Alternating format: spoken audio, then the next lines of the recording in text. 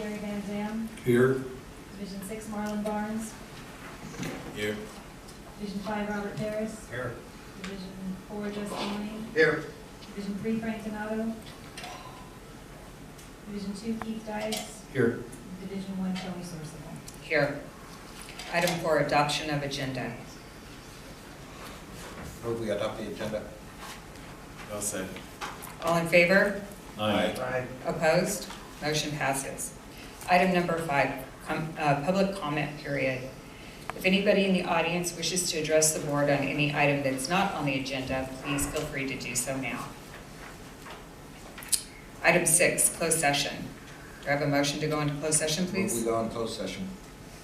I'll say. All in favor? Aye. Opposed? We're now going to go to closed session. Thank you. Item 7, closed session announcements.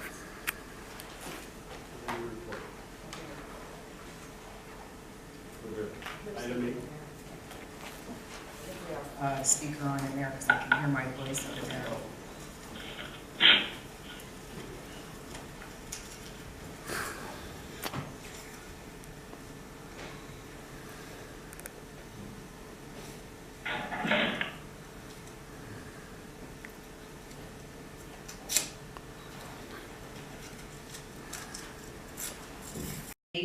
A1, consideration and possible action on legal counsel appointment and legal service agreement.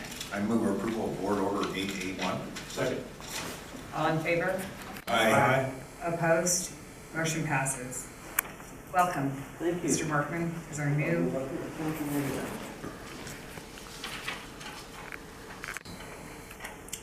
Item number 9, consent calendar. Do I have a motion to accept the consent calendar? I'll make a motion to approve the consent calendar. Second. All in favor? Aye. Opposed? Motion passes. Item number 10, Finance Committee. Keith? I guess I have a report, thank you. The Finance Committee met last Friday, and among the items that we discussed were the consideration of award of the chemical bid contracts for fiscal years 2019 and 2020, which the committee supports. But before the full board considers this action, I believe staff has a report. Yes, as you know, we get chemical bids once a year, include those in our budget process. We have concluded that solicitation of bids, and John Brazilian, operation there, has a short report to provide the board.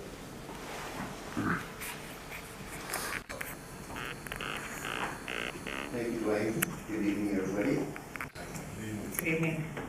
So we're here again. It's our annual pilgrimage, and we're going to, I'm going to give you a little background on the chemicals we use at AVEK.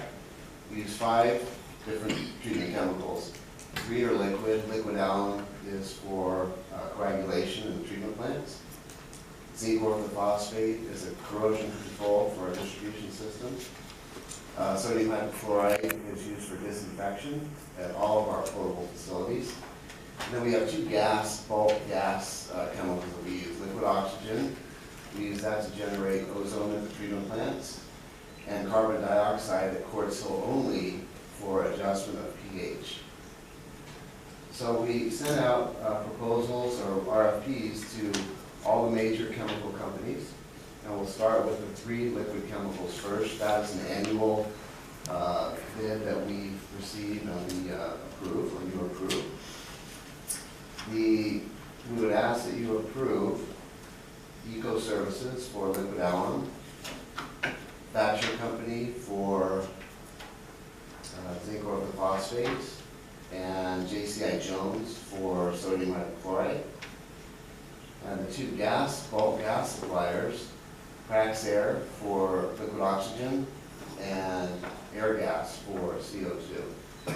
The total budgetary impact for the new fiscal year is $1,185,133. And at finance, a good question was asked by Shelley how do the suppliers know what they're bidding on? So what we do as a staff, we analyze what we think our demands are gonna be. We think we're gonna treat about 10% more water this year because of adjudication and because some of our customers have some water quality problems and don't provide more inlet water. So we take that number of acre feet that we're gonna treat, we figure average chemical doses that we're gonna use, and then in the RFP, we supply all the bidders with a range of chemical that we think we'll be using. And that gives them something that they can bid on, and we're usually fairly accurate on that. So with that, I'd be welcome any questions, if there are any. By the way, these were all located. Oh, yeah. No, it is.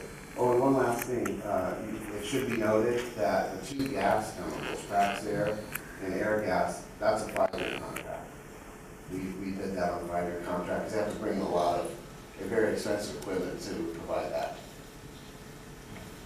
I've got one question. Yeah. Have we been using them before, or have we? We originally, the 3 liquid chemical suppliers we've used in the past, all very good companies. Right. Air gas, we have not used, but they are a very, I apologize. Air gas, we have used in the past for smaller welding gases and so forth. But for bulk gas, we haven't used them. But air gas and liquid air combined, they're a huge company. Shouldn't be any problem with them. And Praxair we used originally when we originally installed the ozone system. They had that first 5-year contract. Very good service. I'll make a motion, we approve Board Order 10A1. I'll say. All in favor? Aye. Opposed? Motion passes. Thank you very much, John. Item 10B, Planning Committee. Director Dias, please. Yes, thank you. The Planning Committee met on May 20th and discussed with various staff technology items that were part of the approved 2018-2019 budget. The committee's task was to review in detail the proposals received and recommend to the board the best vendors to complete the technology upgrades. Staff has a staff summary report that provides the information presented and the committee's recommendations, which will be to adopt all 3 of the orders. But first we'll hear the staff report. Yes, Justin Lipsang, our engineering manager, has been working very hard on the technology program here for the last 4 or 5 months, and he's going to provide the staff report.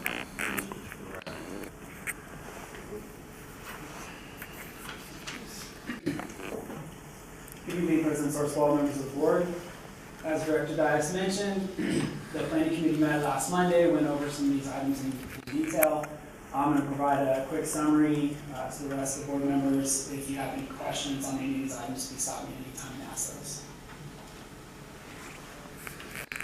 All right, so we're going to talk about the Agency Information Technology Plan as well as 3 projects that we're asking for approval today. We're going to go through a quick agenda here, the necessity of the plan, accomplishments that we've done recently, some of our future plans, and then specific projects that we're considering tonight.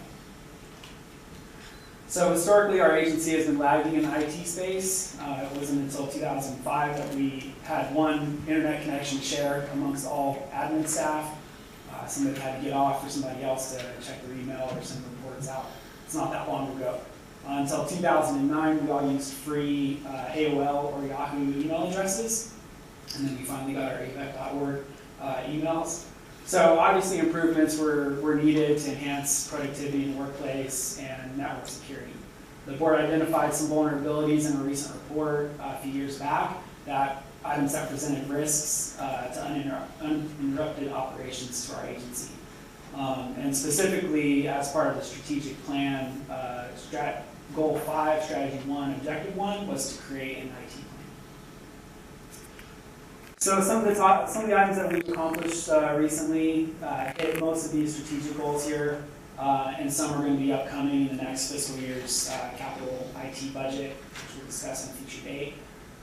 So develop an IT plan is one, central server system, which we've done, GIS system, asset management plan is upcoming, various other items there regarding financial integrity and availability of information to directors and staff.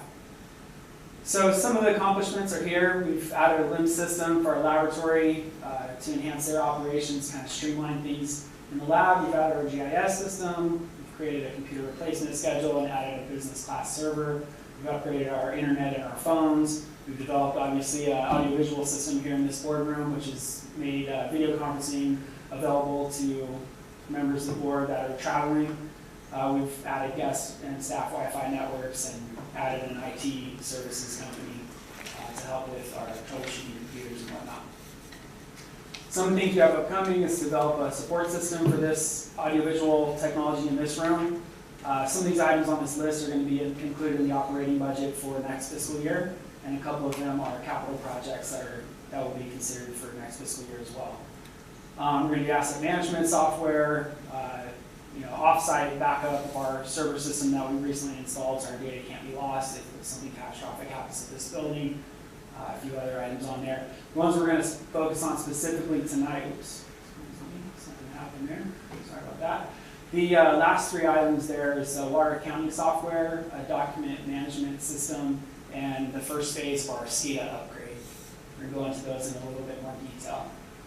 We'll start out with the water accounting software.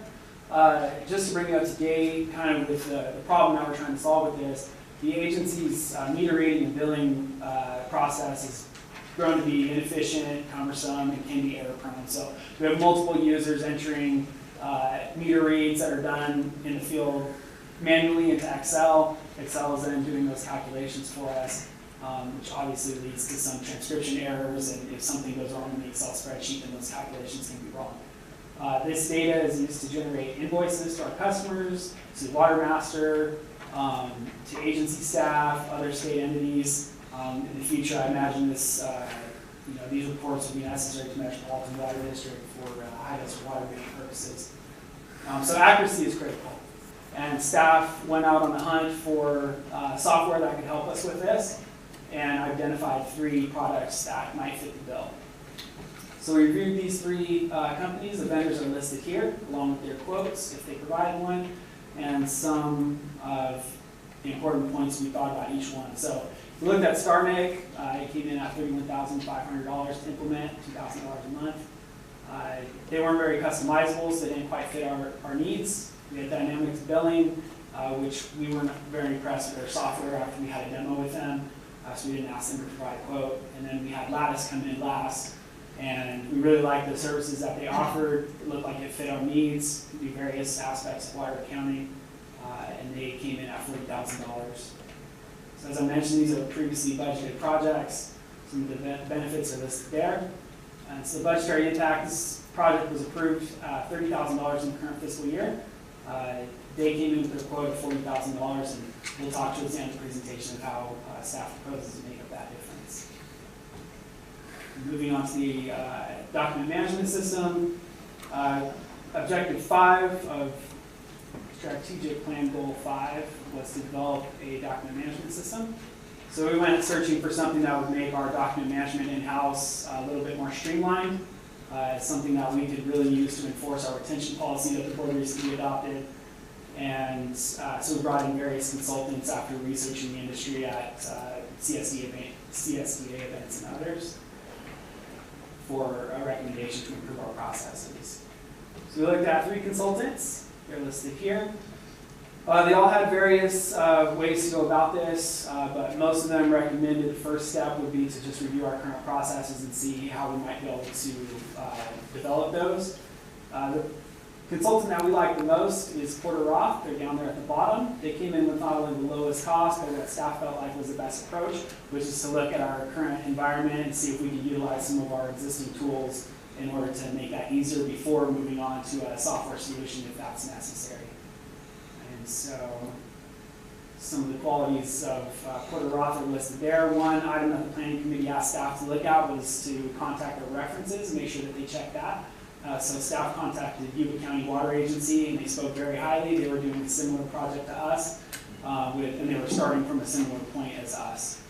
They weren't quite sure if they wanted a software solution either, and so he went in and he's helping them develop a roadmap to get their documents, electronic and hard copies, as well as emails, I believe, to a process for handling those.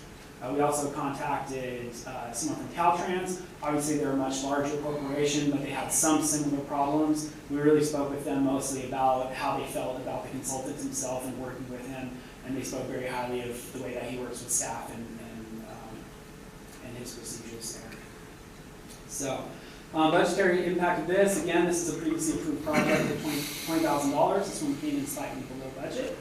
So that's good. There is a possible phase 2 I'd like to be aware of. If a software recommendation is made, then we're potentially looking at possibly another $40,000 to get that software implemented with licensing and everything. But we're hoping that that isn't the case and we can manage this with our existing environment. Moving on to the last item here is first phase of our SCADA upgrade. So our current SCADA system was developed and installed by Mr. Jeff Adler of Automation Services. So there is some concern from the board of the risk of having a... Could you tell them what SCADA means in the audience? So that Excuse me, yeah. So on the top bullet there, SCADA stands for Supervisory Control and Data Acquisition. So it's our method of controlling our treatment plant operations via computer software. We're working currently on a proprietary SCADA software. So concerned over having a single engineer that supports that software, the board asked staff to go out and research some additional SCADA options and possibly upgrade.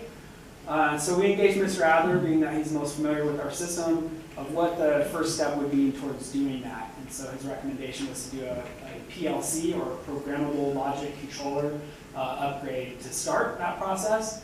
Many of the ones that we have right now are outdated, can only be programmed with Windows XP, and some future SCADA system would be based in a more recent version of Windows and would not be compatible with those. So PLCs are a quick diagram. So they're little computers, essentially, that interface between either a mobile device or a computer or a physical button press, and they interface with various aspects of the treatment process. So they can start and stop pumps, they can open and close valves, they can sound alarms. If treatment chemicals are out of whack, and it's, if our chlorine dose gets really low, they can alarm to an operator and avert possible health and safety issue, as well as monitor storage tank levels and decrease flows as necessary. So there's 60 of these in use in our system. As I mentioned, many can only be programmed with XP, and that would be compatible with our future SCADA system. So Mr. Adler's been working with the agency for the last 25 years, has very intimate knowledge of our system, including what all the functions of each PLC are, where they're located, and the status of each one of those. So he's, he'd be the best person to come in and reprogram those. And so we asked him for a quote on that. And that came in at $193,527 against an approved budget of $150,000. So a little bit over budget there. So here's staff's proposed solution to that over budget issue. We have 5 IT capital projects that were proposed in the current fiscal year. 2 of those we are not going to pursue. So the top item there would be an additional module to our current GIS system to implement asset management, some additional mapping and database. We do not think we're going to continue with this particular GIS system. Over the last couple of years of working with them, staff has identified another solution that is going to be a better fit for our agency, using existing staff to manage that. We're not going to be pursuing that, so you see $50,000 unspent there. And then the bottom item there is a document transfer from AECOM. These are some plan sets and as-builts and things. We're going to move that probably into the operating budget and do that more on an as-needed basis rather than a single project. So with that in mind, the total net effect on the budget, actually these 5 projects, including the ones that we discussed today that were slightly over budget, is going to come in at about $17,000 under budget as a whole. So staff's recommendation, as well as the planning committee, the director as mentioned, is that the board authorize the general manager to execute agreements with the following 3 projects there as discussed this evening. Does anybody have any questions? I have one. Yes, sir. The water accounting software bid came in at $40,000 with $1,100 per month for service fee. What does that service fee include? So that's like a licensing fee, essentially a license to use their software, similar to an Office 365. That $1,100 kind of glazed over that. That $1,100 will be included in the upcoming operating budget for the next fiscal year. Any other questions? You want to do these individually or all at once? We need to do them individually because they're all separate board orders, correct? Correct. Move approval of board order 10B1. And I'll second that. All in favor? Aye. Opposed? Motion passes. Move approval of board order 10B2. Second. All in favor? Aye. Opposed? Motion passes. Move approval of board order 10B3. Second. All in favor?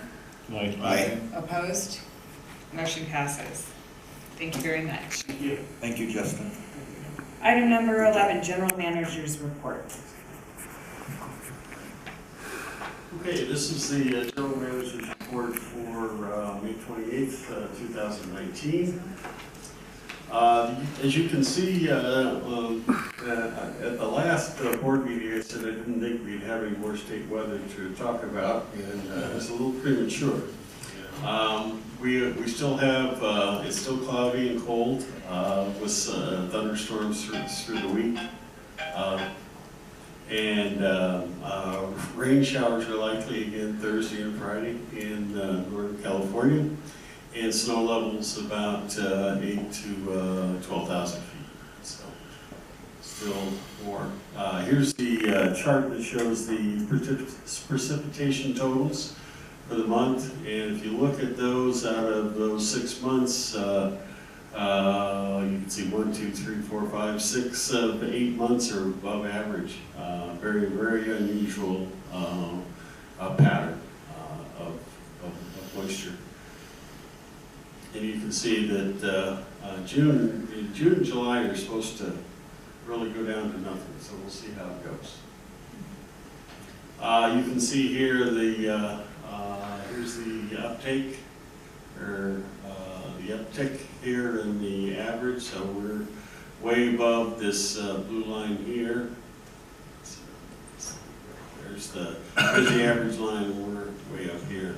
And you can see that very seldom do we see this kind of increase or blip in the amount of additional water added to the system. Usually by this time we're pretty well done with precipitation on a historical point of view. As of today, we're 136% of average. Even more remarkable is the snow. As you can see, the snow percentage, 164% of average. We're supposed to be melting off at this time, but you can see here there's a little blip up in both the northern, central, and southern Sierras. Like I say, fairly unusual year. The good news is this is the drought monitor. As you can see, unless you're in the very, very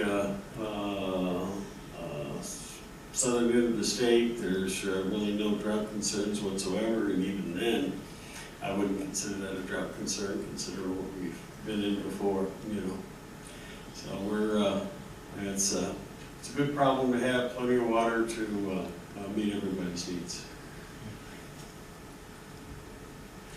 Consequently, all the reservoirs are full. You know, I remember a couple of years ago when these were all pretty much gold and there was very little water at all in them. So, you know, you just never know what it's going to be like. So, we're in great shape water-wise. The Orville is 15% of its historical average, and they're still having to release some water to, you know, get it down a little bit. Wanted to give you a little update on the Amagosa Creek project. It's currently about 40% complete as of April 30th. To date, AVEK has contributed $974,000 and some change to the project. We have a 39%, $2.5 million amount that we're contributing to the project. The coffer dam has been removed from outside the aqueduct, and the trash racks are installed. Control building is being erected, and you can see that the recharge basins grading is all getting done. And the completion date is right at the beginning of October, which might be able to utilize it next year's season. Oops, what did I do? All right, push the wrong button. Here's a little bit of graphics on what the recharge basins are going to look like in the green areas that you're associated with. Actually, there's no basins here. They're just all on this side. But you can see this is, and if you take a drive out there, or as I did recently, you can see most of the basins are pretty well dug, and things are moving right along the project. Here's a kind of a rendering of some of the other parts of that aren't drainage basins that are part of the park itself. And then here's some other representatives of what they hope the park to look like as it gets completed. Okay, for as far as our conventional water treatment plant getting closer to home, we're working at 33.6 million gallons a day. You can see we got most of that's at Quartz Hill, Rosemond, and the east side aren't getting through too much water. We got 122 million gallons a day capacity, so you can see we're only running about a third of our capacity. The water banking recovery geopurification treatments, you can see that we're running about 5.3 million gallons a day, which is kind of the minimum. We have about 1 million gallons a day for water quality control on the east side water bank, and the west side water bank, the 4.4 million gallons a day is just to keep the fresh line, the treated water line fresh. As far as the recharge and water banking that we're continuing to do, we got current rate is about 4 acre-feet a day on the east side and 169 acre-feet a day on the west side. We put in the ground a little over 10,265 acre-feet to date.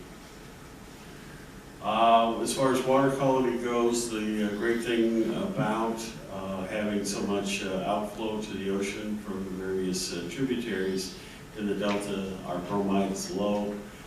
Consequently, our water quality is going to be very good because the TOC levels are going to be moderate because of that, and our quarterly THM reports, which should be available for our next board meeting.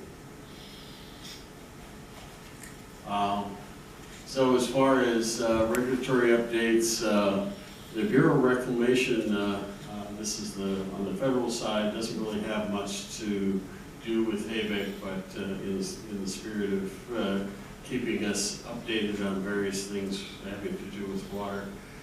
They're going through a title transfer where reclamation facilities can be acquired by local public entities to run and operate it.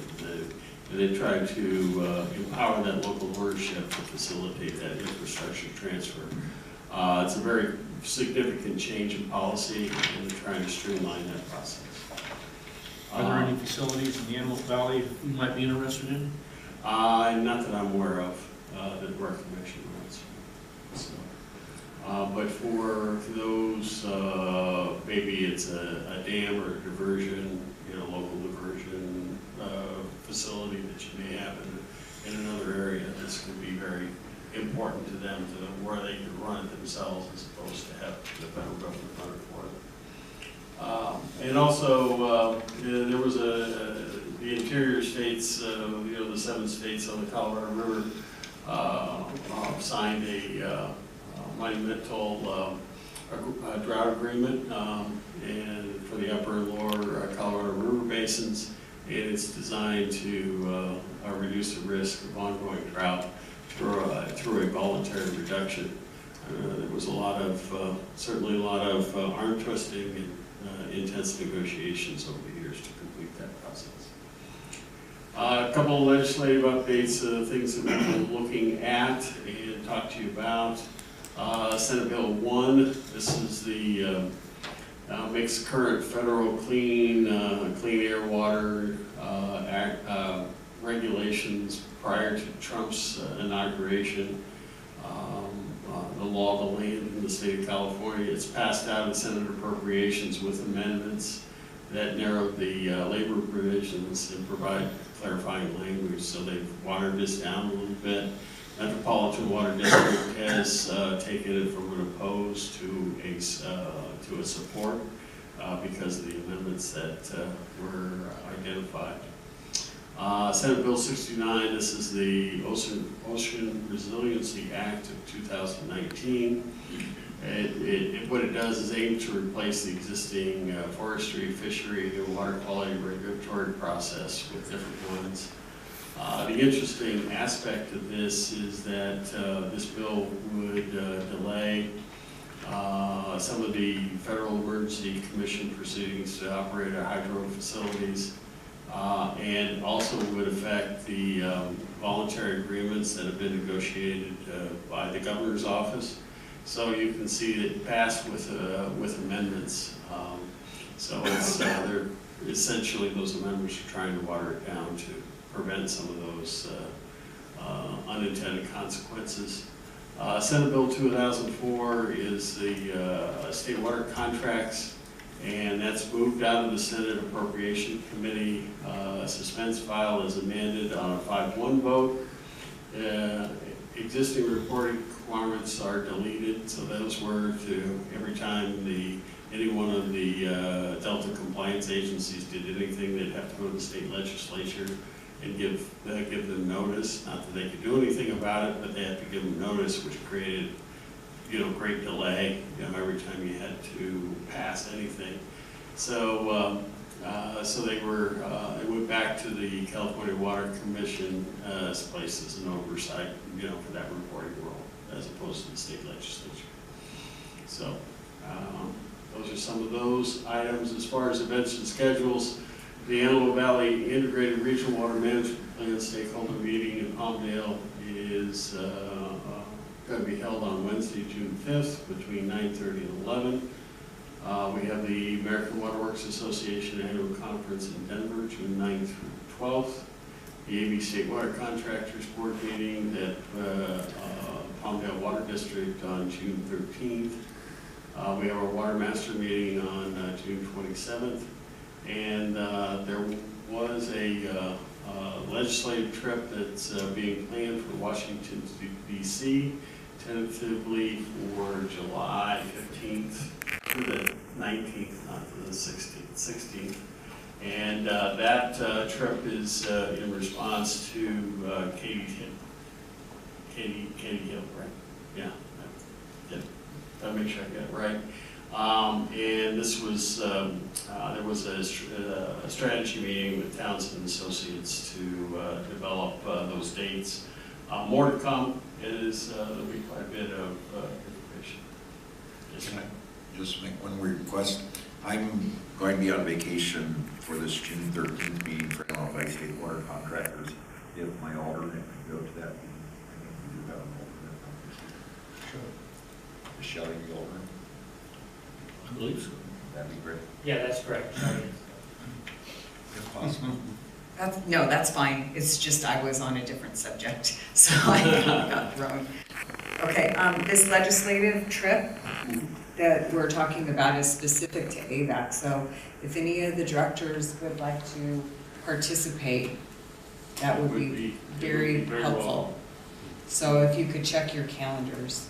Yes, they're going to meet with various legislative staffs, legislative members, trying to support Katie Hill in providing funding for the STEM Phase 2 project. Dwayne, This, when is the next AV Water Master Board meeting? It should be the 26th. 26th. 26 or 22nd? 22nd. One, it should be 26th. 26. It's the fourth Wednesday. Yeah, so it's on there, it's not on a Saturday. It's not on Saturday. And again, I won't be at that one, and Dwayne will be my alternate on the board for that day. Yep. Dwayne, I had one question. Gavin Newsom's water tax, is that dead now? No. No?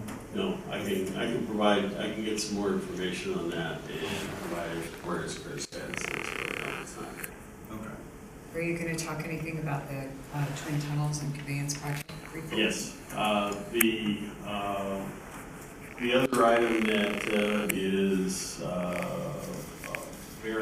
there's two items I wanted to mention having to do with the State Water Project, and those include the contract amendment for the water management tools that which associates with transfers and exchanges. That contract amendment has completed its public negotiation session. It's moving forward with an environmental document, and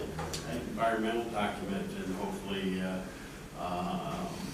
we'll have contract language soon and be able to utilize that contract amendment.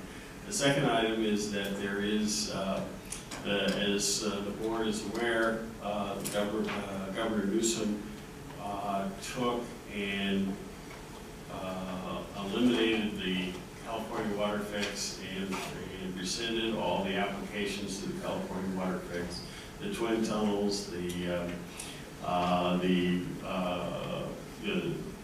point of diversion applications and so forth.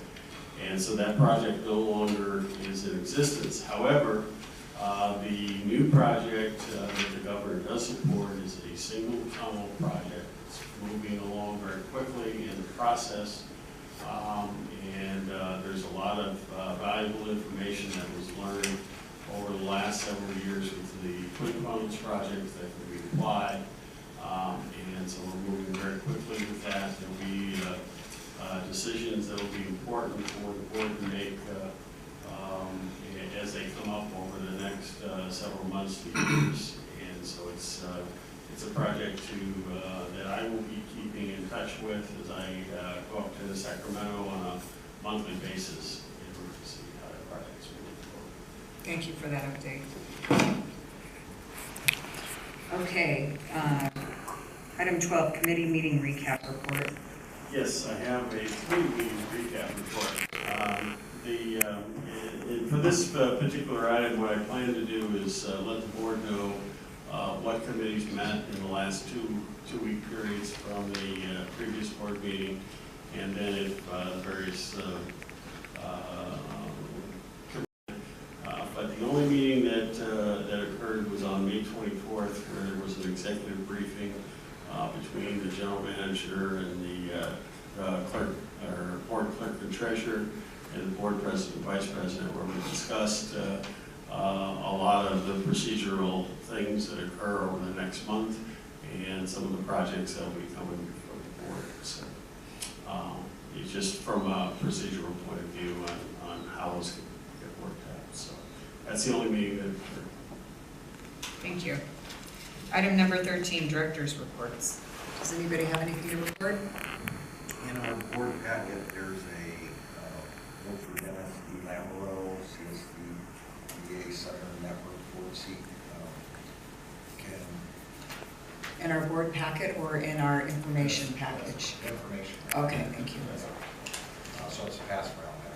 Okay. I just wanted, Dennis doing a great job on our advisory group for our water master board. He's very active in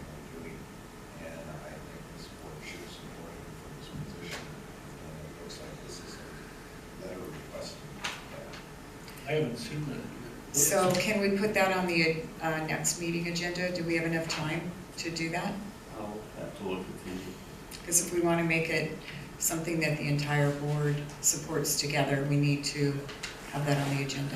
And I don't know when it's just a letter requesting support. So Okay. What's the position seeking? it's the CSDA Southern Network Board seat. Yes. Great to have volunteers. Yeah. Good volunteers. We can have this on our agenda if that's timely. Otherwise, we'll have to do it individually. Great, thanks for bringing that to our attention. Anybody else? Dr. Dice? I have no report, but later in the meeting, I Okay. have a request. Based on the information given by the general manager in regards to the conveyance project, which is the old Twin Tunnels project, I've asked to put together a committee so that the committee can study what is going on with this conveyance project and what steps we need to take as an agency because our participation is going to be very important and expensive. So I wanted just to let the board know that we're going to have that committee. It'll be an ad hoc committee, and we'll report to the board as things happen and action needs to be taken. Have you decided who's going to be on that committee? Yes, Director Donato and Dias and myself. Okay, if there's nothing else, attorney report. The only thing I'd like to say is thank you very much, and we look forward to working with the board and staff. This was really exciting for us. Good, we're happy to have you here. Item number 15, old business. Do you have any old business?